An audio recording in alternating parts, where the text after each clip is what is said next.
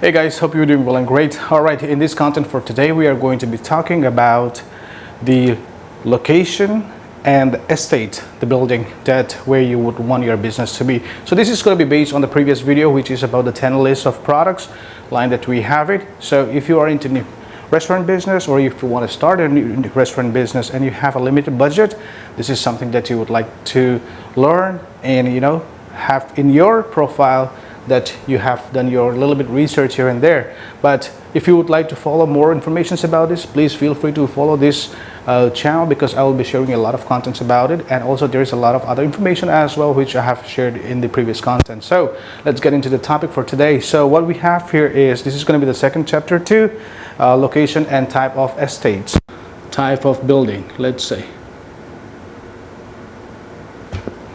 Okay, so the reason why we have to understand this is because it is very, very important in business, right? Especially for food business, you gotta know where you want to locate your business, right?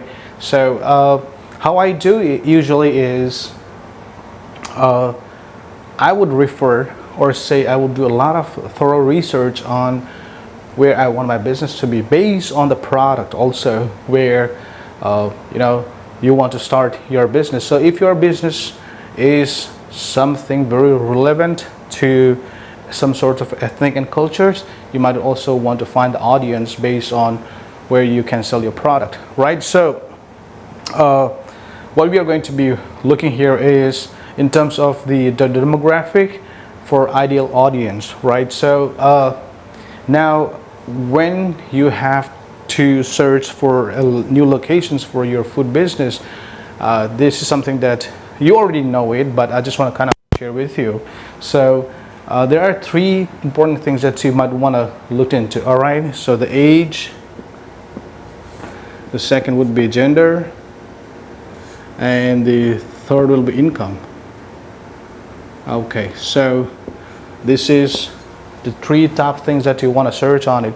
The reason, because if you understand these 3 things very well, the next phase would be very much easier for you to work around. All right, so the other sub category that you would want to look into would be the employment status, right? Like people are self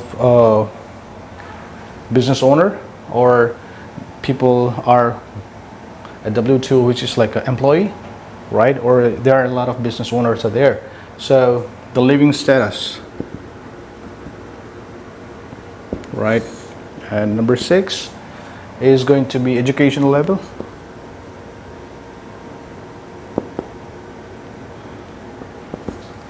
Number 7 is religion.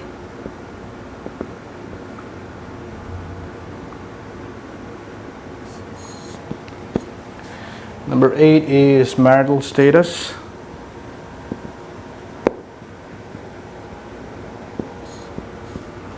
Number 9 is, this is not necessarily actually, but it's good to know, number of children per household.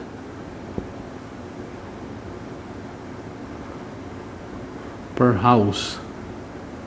Okay, so I'm just gonna take number 10, nationality.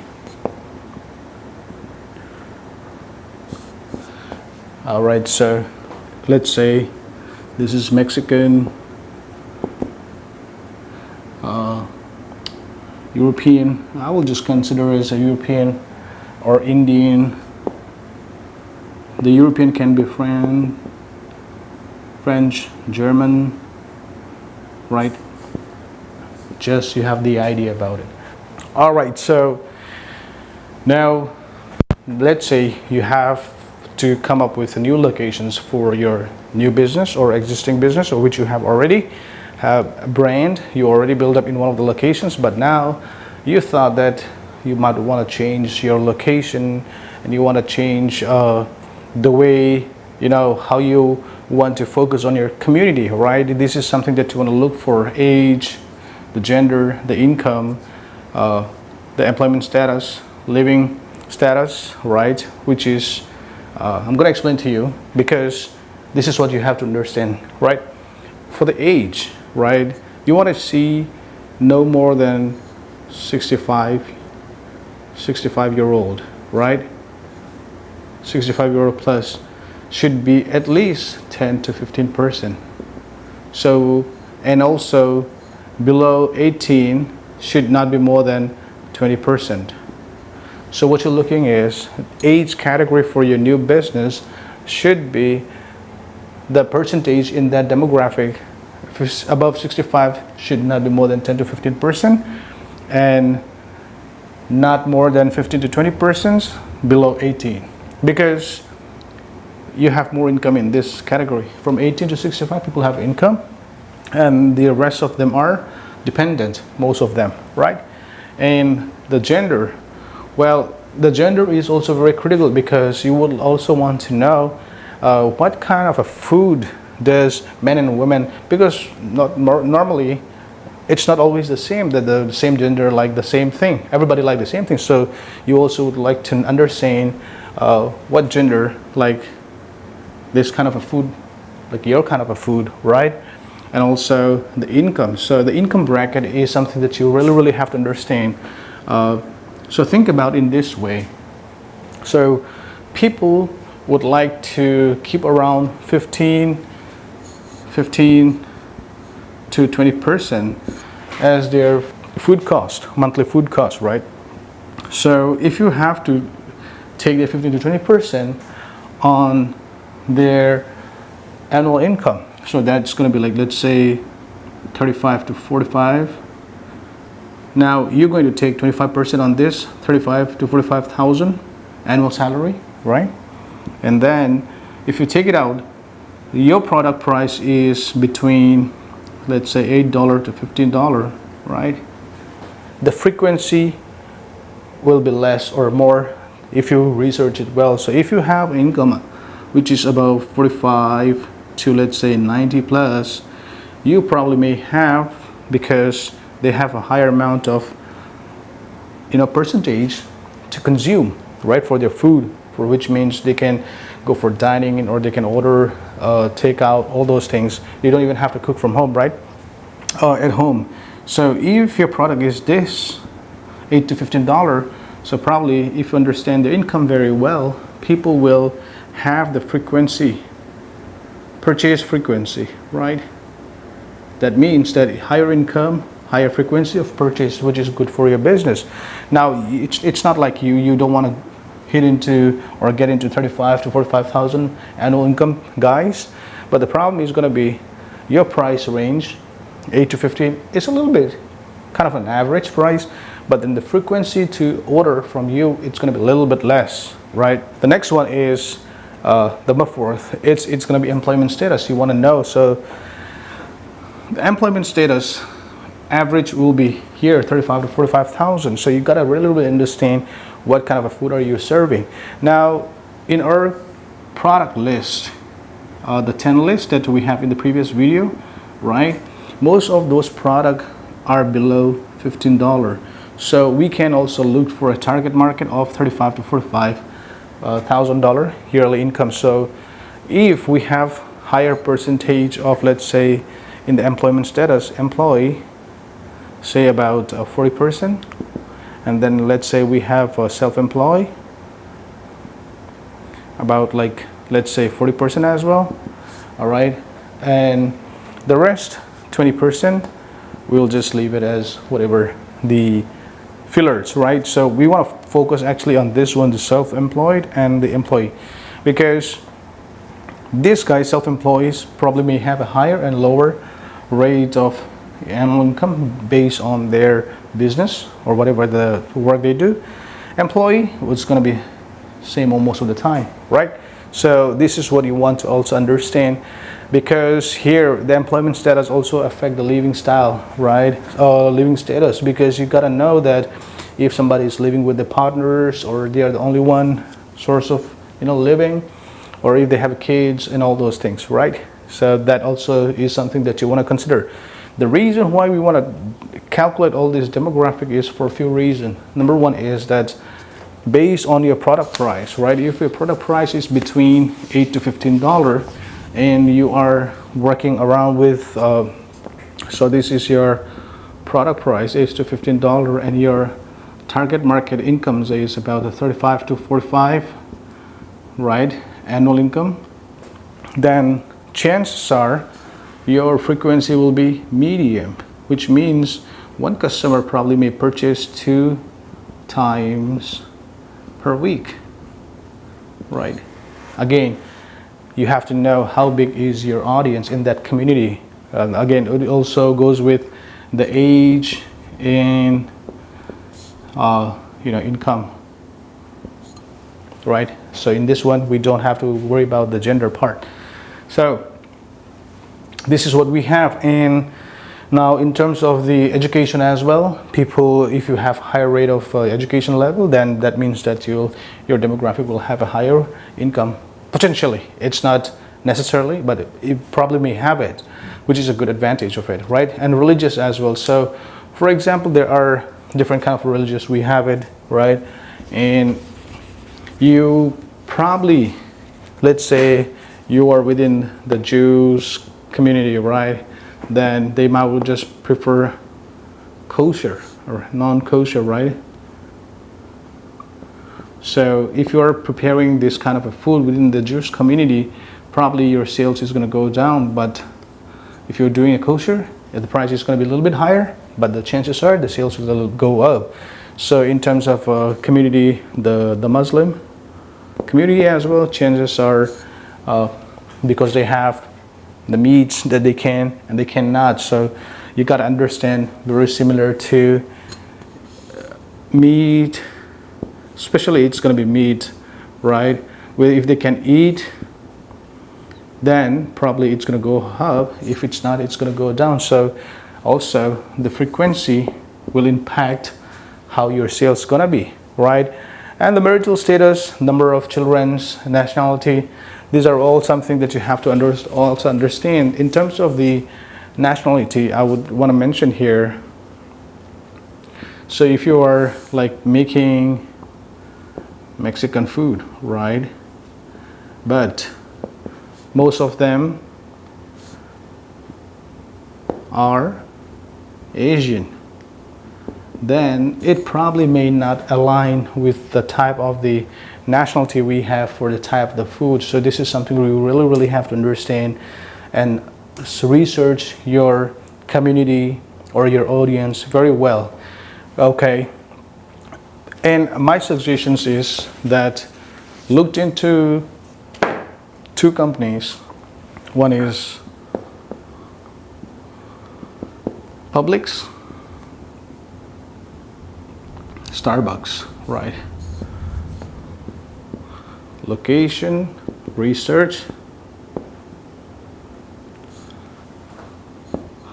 report. So you might want to also look into these 2 companies. Just Google location research report of Publix and also Starbucks, and you will be able to filter it out, mostly what we haven't looked into here.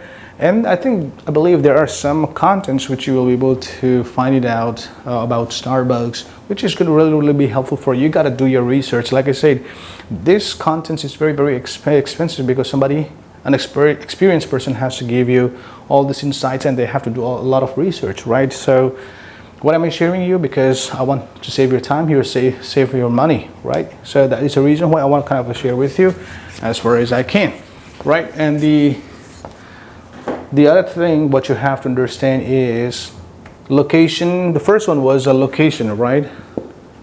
Location and target audience. And the second one is your service type of what kind of a business that you are going to be running from your location. So you find out that you have a very good location, right? But then you also have to understand what are the service type that you're going to be providing it, right?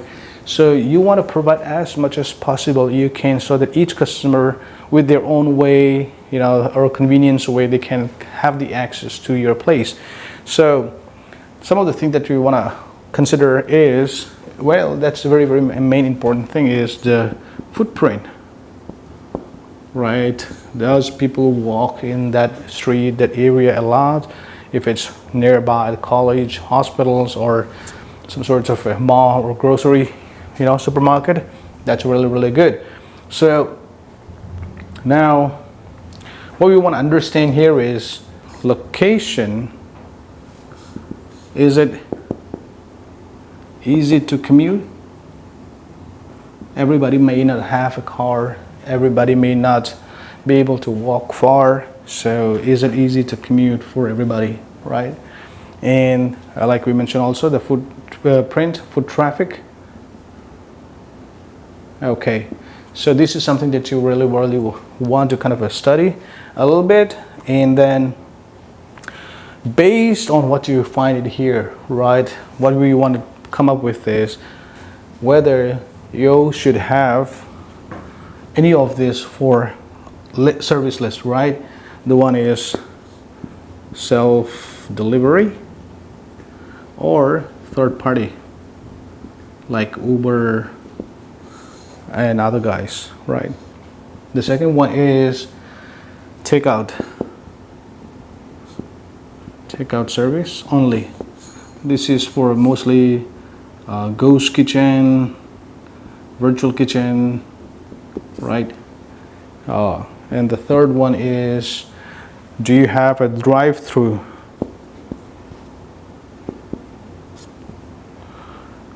Do you have a drive-through service? And the fourth is dine-in service, right? So now in this model, what I want to share with you guys is like, if you can have your own service delivery person, right, that's good. You're gonna be saving 30% on service charge and all those other things from the third-party service provider. But now let's say if you have your service delivery and you have a takeout service, probably chances are very good.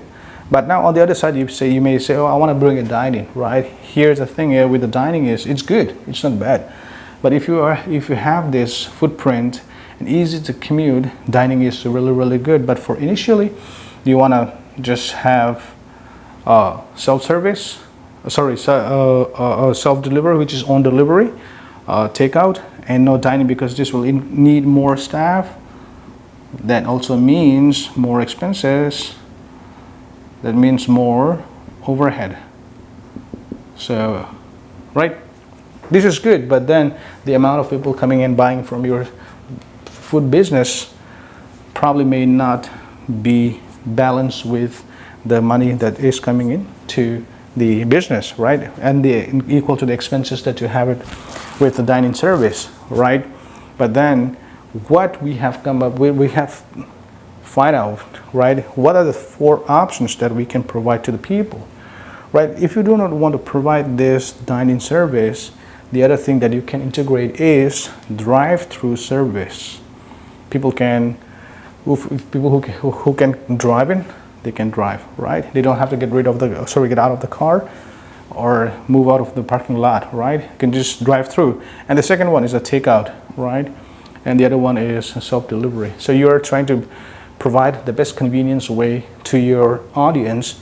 They are, or say whoever are nearby within your location. So the radius that you want to take with your businesses, for example, this is your business location, right? What you want to do is go this way, no more than 3 miles, right? 3 miles. So let's say this is the radius, right? You want to just make sure that you can run about like 3 miles, no more than that. Then you need to have at least 100,000 people with 75% to 80% people with income, right? If you can have this, it's a really, really good location wherein you also provide the 3 kind of a service: drive-through service, on delivery, self-delivery, and then the last one is the takeout, right? So if you can come up with this particular location and try to figure out the first point that we discussed earlier about the demographic data. That'll be much helpful for you. All right, so and the last one is cost effective rental space and utilities. Cost